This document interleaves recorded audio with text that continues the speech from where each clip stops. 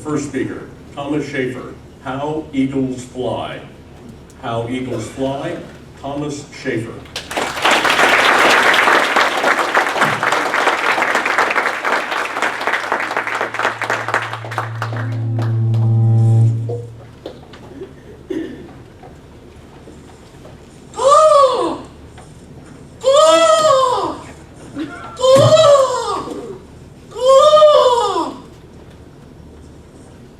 I bet you'd be astonished to know that 42 years ago, I became an Eagle Scout. And I think the old uniform still looks pretty good, don't you? What are you laughing at? Okay, it's the same color as the old uniform. Now, why are only 5% of Scouts ever reach the rank of Eagle?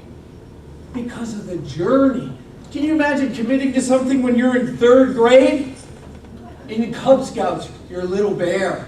In the woods with your den mother, or your mother bear. And then you become a Weeblo. Now that has no special meaning, by the way. It's just an acronym for We Be Loyal to Scouts. It's kind of a prep school between Cub Scouts and Boy Scouts. And then you become a Scout. And the first rank you get is Tenderfoot, meaning your feet have just touched the Indian Trail. And then you become a 2nd class citizen, and then a 1st class citizen, and then a star, and then life, and then Eagle. Oh gosh, I wanted it all. I was 12. Oh. And then a Scoutmaster told me, son, if you stick with this, you'll learn all the skills you need to know in life, and you'll learn how eagles fly. Oh, can you imagine? Come on, bring it on. So off I went with my trusty Scout handbook to learn how to be an Eagle Scout. Now, of the many things that you need to do, you have to earn 21 different merit badges. And this is my original award sash. And I would put it on for you now and display it, except that now it looks more like an eagle choker. But things are not as they appear, because the insignias don't really tell you what you've learned when you earn these merit badges. For instance, the life-saving merit badge has a life ring, of course. Did we learn how to save anybody? Absolutely not. What we did learn, however, is that drowning is a very organized and orderly event. Let me demonstrate. If you're out there and you get pulled under by an undertow, you pop back up and you put up one finger to tell the lifeguard, I think I'm drowning. And then you're going to inevitably go down again and come back up and you put up 2 fingers that says, I'm pretty sure I'm drowning.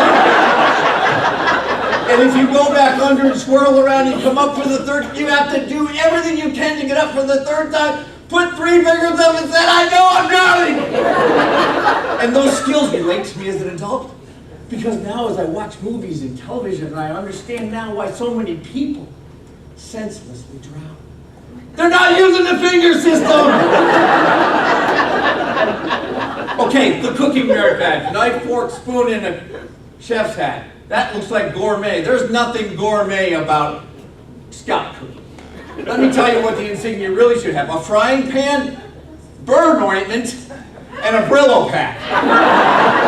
That's gourmet cooking in Scouts, where you take freeze-dried stuff, you mix it with water, you put it in a pan, you go over to a hot burning fire, try to dump it into the fire, burn yourself or it beyond recognition, stand back, let it cook a minute, come back in, try to take it off, not dumping it into the fire, not burning yourself beyond recognition.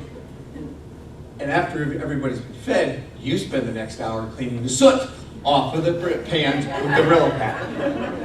Okay.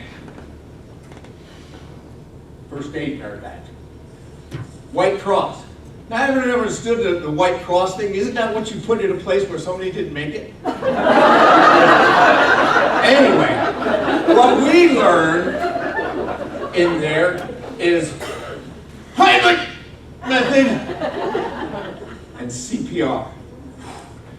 CPR was really traumatic for me. Because at the age of 12, I'm being asked to kiss and press on the chest of anatomically correct CPR Annie.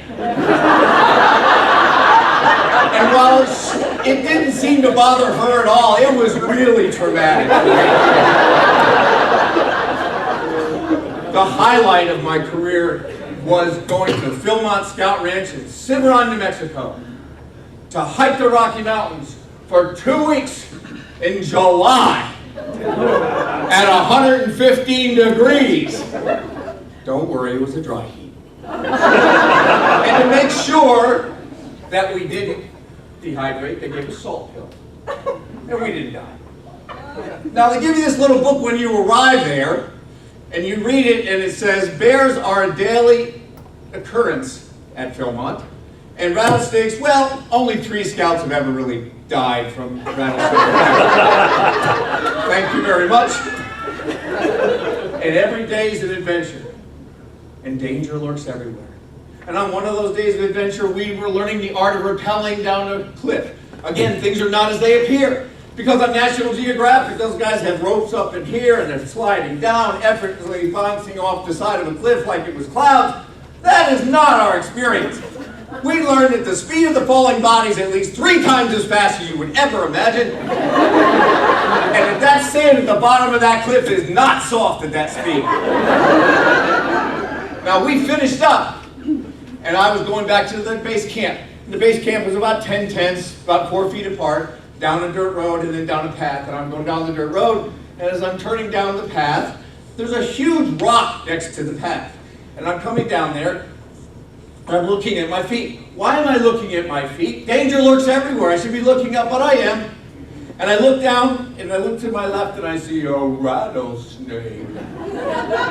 But being the ever-aware scout, I look to my right, and I see rattlesnake babies. And while I'm not yet an Eagle Scout, I'm pretty sure I'm in the wrong spot. And what happened next, I could never recreate. The blood rushed from my head, the adrenaline went to my feet. I went 1, 2, over a tent. 1, 2, over another tent, turned around to face my crew and said, that's how eagles fly.